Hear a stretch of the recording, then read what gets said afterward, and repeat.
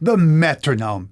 The one tool that's loved and hated by amateurs and professional musicians alike. Since you're here, I'm going to assume that you're willing to give it a fair shot.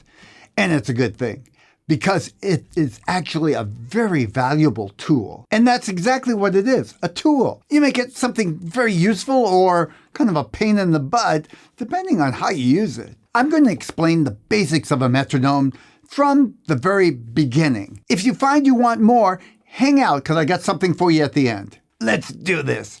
Let's start out with just a short overview of the different types of metronomes. First, there's the mechanical metronome. This is actually where there's a pendulum going back and forth, and usually a little weight that makes it decide how fast or how slow to go. The traditional wooden ones look very nice, and I think they make a nice addition to your home decor, but they're not as reliable as some of the other ones, particularly as they get older, because by winding them, sometimes the springs wear out and they start going lopsided. Then there's the digital metronome. This is one right here, and there are many different versions of it. I have several up in my living room. They may be not as pretty, but they sure are accurate, and I find it very useful. They also have many more features, and one of the nice things is sometimes it's nice to be able to stick a headphone in your ear if you're really trying to listen carefully to the beat. And finally, there's apps for your phone and software. As a matter of fact, there's even free versions of metronomes online. I often use one on my little iPad mini right here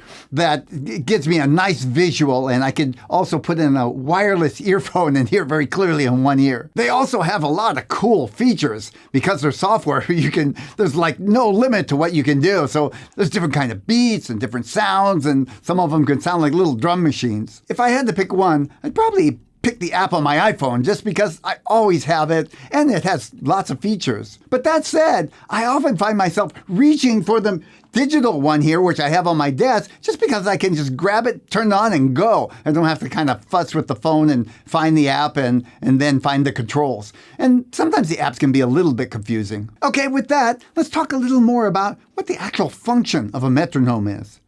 The main function of a metronome is to help you keep the beat by producing a steady series of clicks that are equally spaced and at a certain tempo. You can control that tempo faster or slower, and we use numbers to measure that. We call them BPM, which stands for beats per minute. So 60 BPM would just mean 60 beats per minute. By far the most common use of a metronome is to practice playing at a steady tempo.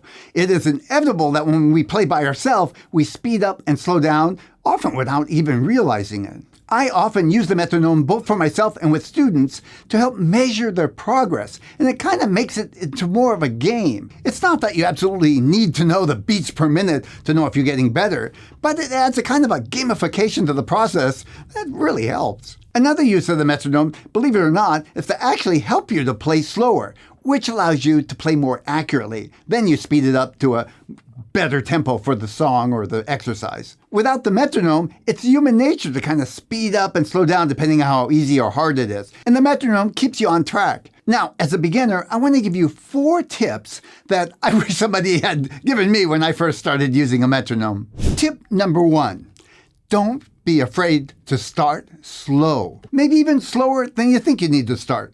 One of the biggest problems I see with students is trying to go too fast and feeling frustrated and overwhelmed.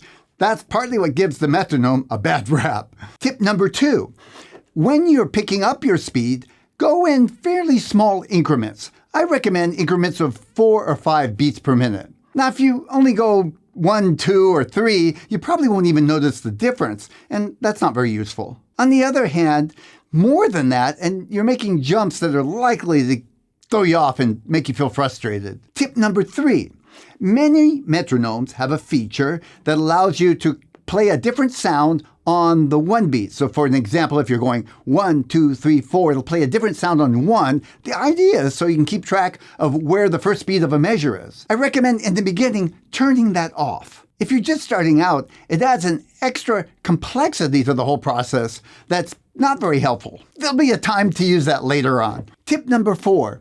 Ultimately, you're using the metronome to internalize a good tempo, rhythm, or a good steady beat. The more you use it, the better you get. But that doesn't mean you should use it all the time. You don't want to get too dependent with an external beat. That means the balance of using it and not using it in your practice is what really works. If I were to give you a rough number, I'd say maybe a third of the time use a metronome, 2/3 don't. But really, depending on what you're working on and what your goals are, that could vary a lot. I've created another video with practical applications for what we've talked about. I want you to watch that now. If nothing else, I want you to practice that first exercise that I'm going to show you in this next video. So go ahead and watch that now.